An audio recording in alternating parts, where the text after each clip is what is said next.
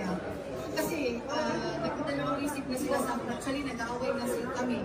Tinatawag nila ako spy, tapos ano daw, nakukumarin lang kasi pagkat ati-ilayo ko doon pinahal ko si David. Sabi niya, ang 500,000 pag-bukong sa Senado at another 500,000 pag magkarating na sa international, sa ICC at International Crime Court.